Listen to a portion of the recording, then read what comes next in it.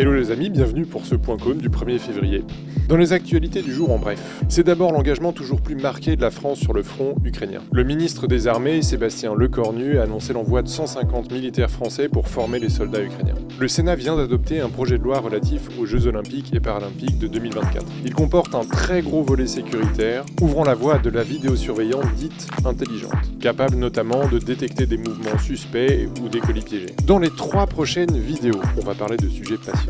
Déjà, pour dépasser le dialogue de sourds sur la réforme des retraites, je te propose une petite analyse sur l'évolution de notre rapport au travail. On va aussi revenir sur l'alerte du Haut Conseil à l'égalité sur la naissance de mouvements antiféministes à l'échelle mondiale. Et enfin, j'aimerais te parler un tout petit peu de la magnifique campagne de pub d'Airbus sur l'avion hydrogène. Parce que là, ils vont vraiment trop bien.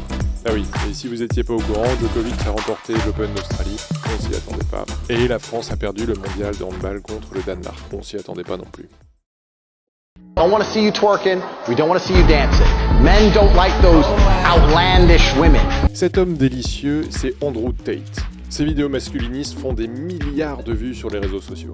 Oui, moi j'en suis encore un peu loin. Pourtant, il n'est que la partie émergée de l'iceberg. Selon le Haut Conseil à l'égalité, on assiste en ce moment même à la montée d'un mouvement antiféministe à l'échelle mondiale. Par exemple, le droit à l'avortement a reculé dans plein de pays, comme la Pologne ou encore les États-Unis, mais aussi la Hongrie ou la Suède. Et dans d'autres régions du monde, les femmes subissent une répression absolument historique, comme par exemple en Afghanistan et en Iran, mais aussi au Soudan, et ça on en parle moins souvent. Toute proportion gardée, la France n'est pas du tout épargnée par ce genre de poussée antiféministe. Des mouvements tels que Reconquête en feraient partie selon le HCE. Dans 2 jours, je reviendrai vraiment en détail sur ce rapport du Haut Conseil à l'égalité, dans lequel on apprend par exemple que le nombre de victimes des violences conjugales ont augmenté de 20% en 2022.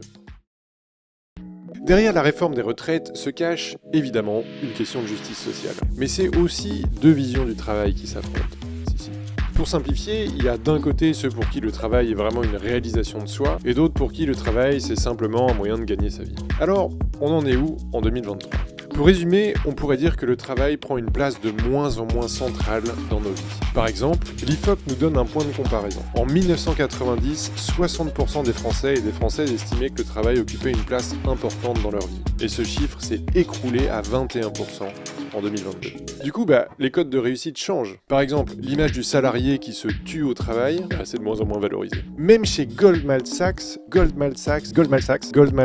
non j'arrive pas à le dire, bon, oui, je parle. Des salariés ont demandé une réduction du temps de travail pour passer de 98 à 80 heures par semaine, c'est pas une blague. Alors pour expliquer ça, il y a plein de facteurs. Déjà, le Covid a permis à beaucoup de monde de faire un petit point sur sa vie.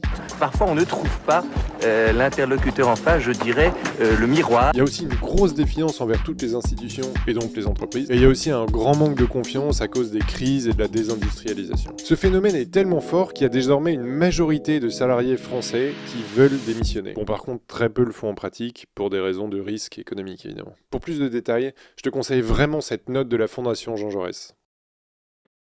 Ah les amis, le futur de l'aviation est garanti. Il faut qu'on rende l'aviation sans carbone et l'hydrogène peut nous permettre de voler sans aucun impact climatique. Mon pauvre Glenn, si seulement c'était si simple. Le média Loopsider nous donne ici un exemple parfait de l'impasse dans laquelle se trouve la transition écologique. Il donne l'illusion que si on met de l'énergie verte dans les avions, tout sera résolu. Allez, hop, circulez. Tu l'as celle-là, je t'ai vu.